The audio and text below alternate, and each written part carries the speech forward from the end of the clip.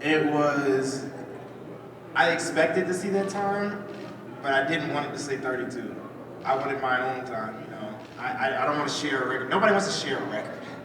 I don't even think Michael Johnson would want to share a record. So I was just like begging it to change. I'm just like, come on, don't do this to me, please. Like, that was cool. And then I turn around and I hear the crowd just go into an uproar. And I'm like, what happened? Did somebody, you know, do something else? Like, but I was like, we were the last event. And I look at up at the big screen and it says 31, and I just went ballistic. The reporters in here might not have seen it, but Michael Johnson came out onto the track while you were celebrating. Yes, he did. What did he say to you? He first congratulated me, and to be honest, I was shocked because, you know, of course I've interacted with him on Twitter, but I've never actually met him in person. This is somebody that we used to whip up on my dad when he was running, so. But it was just, I feel like it was like a generation meeting another generation.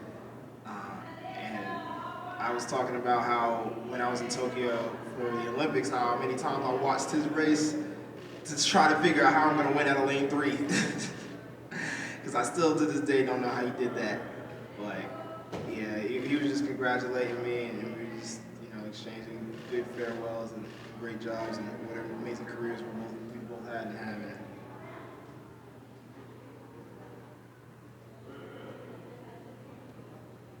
Noah, you made a comment that you think you are going to be your biggest rival going forward. Earlier I was talking to Otto Golden about how one way to grow this sport, get more young fans, because this is a very elderly population in Tracktown, is more rivalries. But you guys seem to get along really well. Have you ever thought that, like, it would be okay to be a villain or be a bad guy or talk more trash? You really played down what happened in outdoors, but it generated a lot of interest. You really want me to be up here standing on this table cursing people out? I'm not saying to curse people out, but You're saying villain. I mean, I've thought about it, but, you know, the villain is fun for a little bit until people are, you know, hating on you. To be honest, a rivalry doesn't have to be you know, hating each other. A rivalry can be every time you step on the track, you know that you guys are going to go at it. One of my favorite people to race is Michael Norman, because I know that every time we race, it's going to be electric. Some people still to this day tell me, like, bro, I remember that the time you raced Michael Norman, you guys were neck and neck, and you went at 72 and 73, and it was amazing. You know, that was a rivalry. It doesn't have to be, you know, aggressive. You know, we can come out here and we can still be buddies, but we know every time we get on that track, it's, you know, there's no friendship. It's all on the track, and we all come for each other.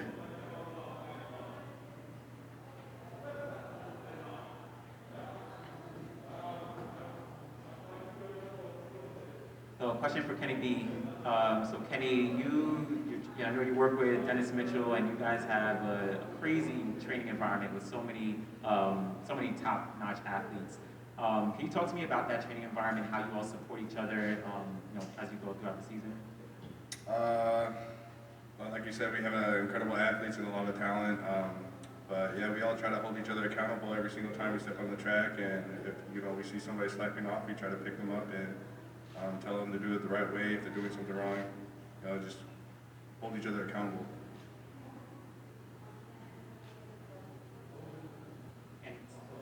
Sorry, Kenny, just one more question. Was there any point through the season, I know you dealt with a couple injuries, was there any point where you weren't sure if you were going to be able to get to this point of getting back on the podium? I mean, like you said before, had a setback. I mean, honestly, I didn't really have a doubt that I was going to be on the team or make the podium. It's the only time, honestly, the only time I had a doubt is like when I first initially broke my toe. But other than that, I'm trying to get my body back to healing and doing everything to get back and running and getting back in shape. After my race in Rome, I felt pretty good with progression-wise that I was going to be able to make the team and make the podium.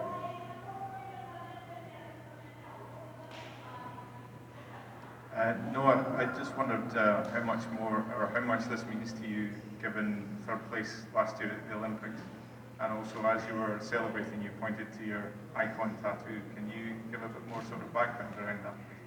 Yeah, My icon tattoo was the first tattoo I ever got. I only have two of them. I have the icon, and then I have right across from it my Olympic rings.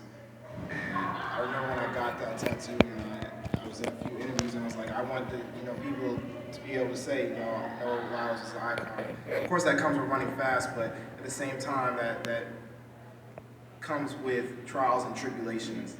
And Tokyo was a trial, and I had to get through it. I was just talking out in the mix zone, and we were talking about how me speaking about mental health in that moment now makes this moment also great, because it shows that you can go through a dark storm and come out of it better than you were before, stronger than you were before.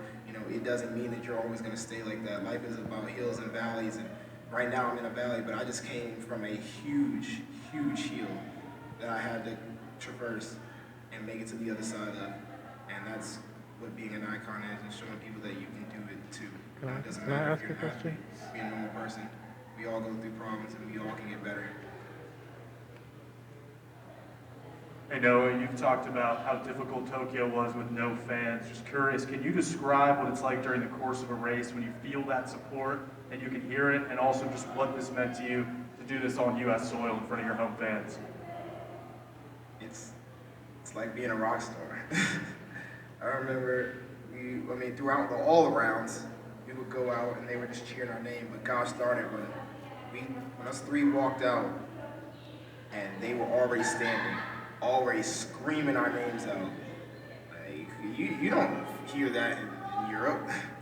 Maybe one or two people that have been living in Europe that are from America, and maybe you're odd person, but gosh, nobody's out there screaming your name, and it's like, yeah, let's go. And they're cheering for their countrymen, but we're the countrymen here, and gosh darn it, that feel amazing.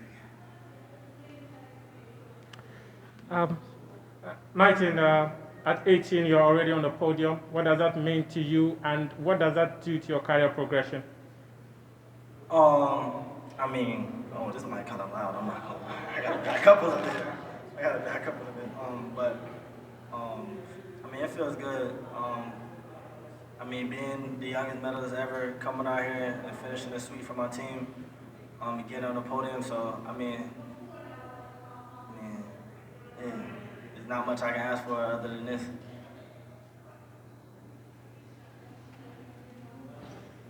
I've got a couple of quick questions. First one for you, Noah. That's another clean sweep for the USA in the 200 meters. You also swept the 100 meters. What does that mean for you guys going into that 4x100 meter relay, and whether or not you think that it's possible to get that record, given how fast you're running right now? And the second question is just about the rivalry that was asked about earlier. There's still a couple of records in the 200 meters that are yet to be broken, Usain Bolt's, and then obviously the Johan Blake has also run faster. Do you think that the rivalry that is developing now between all three of you could push you further to break that record? Yeah, so addressing the first one about the relay, it's gonna be fast. Losing Fred definitely hurt, not gonna lie. But everybody who's on that relay is prepared and ready to run. I've watched them train, I've watched them do handoffs. They've been, the guys who haven't been competing yet and only here for the handoffs, they've been doing the handoffs every day. I believe there's nothing but trust and chemistry between everybody. And to be honest, I still expect a great outcome, because a relay is not about who has the fastest people, as America has learned that. It's about who can move that stick around the fastest. And I believe that we've been doing a lot of research into how to make that stick move without complicating it too much. Going to the rivalry, these guys right here, they're definitely proving that, even if I wasn't here, they would be dominating the 200. I don't know. They speak for themselves. 19.4, 19.6. Kenny dropping 19.6 almost every race that he came out of. Arion, I haven't even heard him running 20-point yet. The last time I heard him, he ran 20-point was in high school. As a sophomore? Sophomore. It's wild. It's wild. I don't gotta speak for them. They speak for themselves. It's gonna get done. every record, you know, I think the thing about records is they have to come on the right day, the right time, the right training, the right health, the right wind. The wind gotta be legal. It can't be raining. Well, some people might be good enough to do it in the rain, but you know, you don't want to do it in the rain. But as I'm saying, every time that we go up is another opportunity for us to run faster, and I know that each time that we show up, we're gonna give our 100%. No, when did you get your icon tattoo? How old were you? I got it. It was after indoor, 2018, right after indoor in 2018. So somewhere around March to April is when I got it. Yeah, I told my mom I was gonna get it, and my mom's not the biggest at the tattoo. But when I told her what I wanted to get and what it meant, you know, she was like, "Yep, okay, I can get behind that."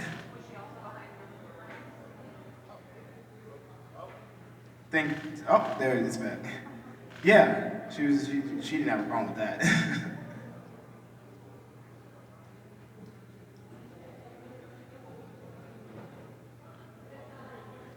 I guess this is a question for everybody, but the US team has already had huge success right across the championships. What are your guys' thoughts on how you turn that success into greater popularity for track and field, not just in the US, but raising its profile?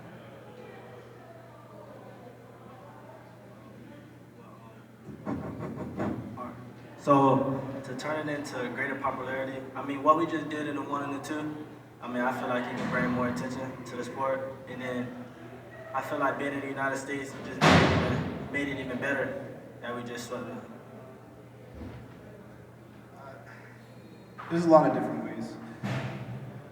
I think something that I have really thought about over the last 3 years is how I want to, you know, get my next few years in check.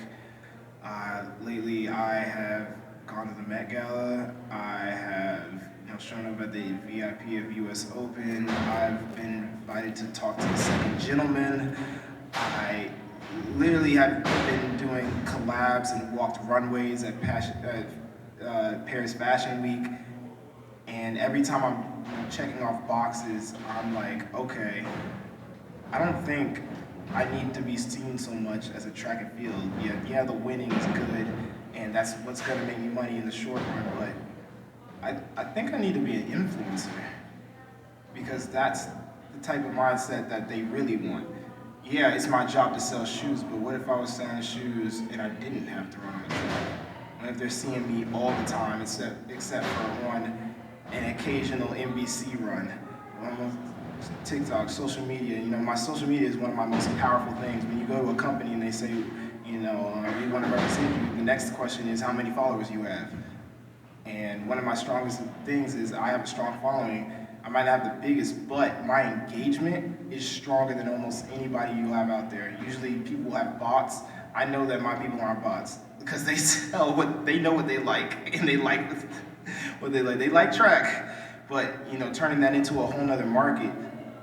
At the end of the day, if Adidas sees that, that's what they're gonna love, you know, and then they're gonna want to push that more and more, and all of a sudden more companies that are not associated with track are gonna see that and want to dip into that more and more. All of a sudden we got American companies, you know, supporting track and field athlete that, you know, they're like, oh, you do track too? It's like, well, we might throw a few hundred 2 years here and there, and you're like, oh, really? Yeah, and you want to throw a track meet together? Yeah, we do that, because you're bringing in so many influences and so many new markets. That's a whole nother step right there.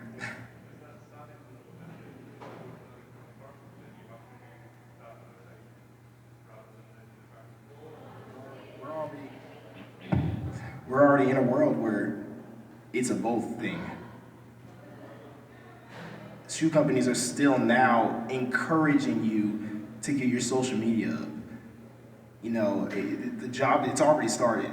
You know, it's now part of our job, because anytime that you probably sign a contract, I know Kitty's probably been asked, and Ariana's probably been asked by their shoe companies, hey, post this real quick to all your followers.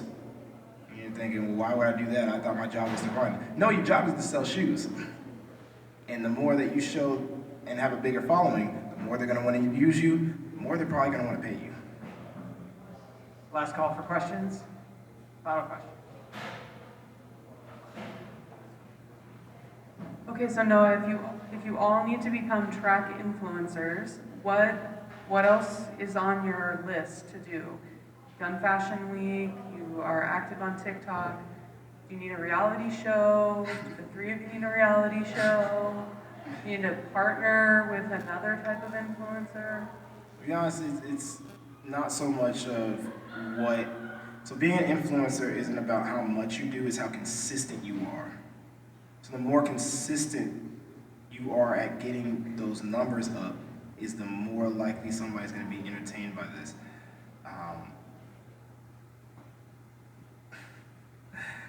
I'm always pushing for more, whether that's in myself or in other people, and I'm always going to be appreciative of people who are always striving for more. So if I see journalists who are really trying to push outside the box, I usually tell my agent, yo, I found this low-key journalist, but gosh darn it, do I love their ideas. We need to get something worked on. Something that constantly I throw at my agent. And it gets me new followers because they're not targeting the normal track people. They're targeting people outside. And that brings a whole influx of new people to me. So it's not so much about staying, the biggest influencer. It's about how consistent and how well can you work with other people and get that mindset going.